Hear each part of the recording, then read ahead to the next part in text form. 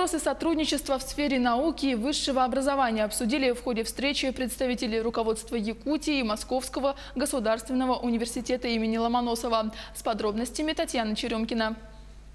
Якутия – один из немногих регионов, где работает, в том числе и в правительстве, много выпускников ключевого, самого авторитетного вуза страны – МГУ. Участники встречи обсудили естественно-научную тематику, вопросы экологии, уникальный проект которой на территории республики осуществляет плейстоценовый парк в поселке Черский. Вопросы, связанные с экологическими исследованиями, в частности, исследования русловых процессов рек на территории Якутии, а также ряд вопросов, касающихся влияния низких температур на физические свойства материалов и объектов. Стороны договорились о том, что по этим ключевым направлениям будет продолжена конкретная, более глубокая проработка, и на ее основе будет готовиться встреча главы республики Айсена Николаева с ректором МГУ Виктором Садовничем, где будут определены перспективные направления сотрудничества в сфере науки.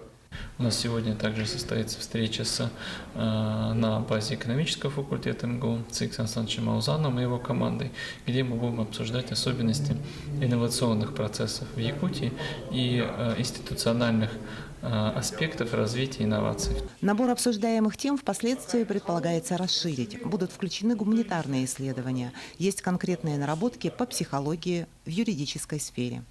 Якутия для Московского университета, как и для всей страны, регион, конечно, чрезвычайно важный и интересный.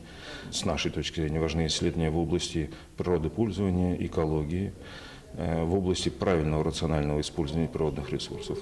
Кроме этого, Якутия, конечно, чрезвычайно интересна своими археологическими и биологическими исследованиями. Я думаю, что мы сможем помочь республике в развитии ее инновационной составляющей, в развитии там каких-то современных исследований в области наукоемких производств.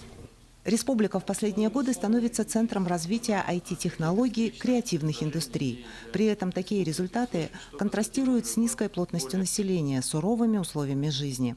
И в этой связи научная общественность Якутии прорабатывает с экономическим факультетом Московского госуниверситета совместный проект. Татьяна Черемкина, Иван Кочубеев, Москва.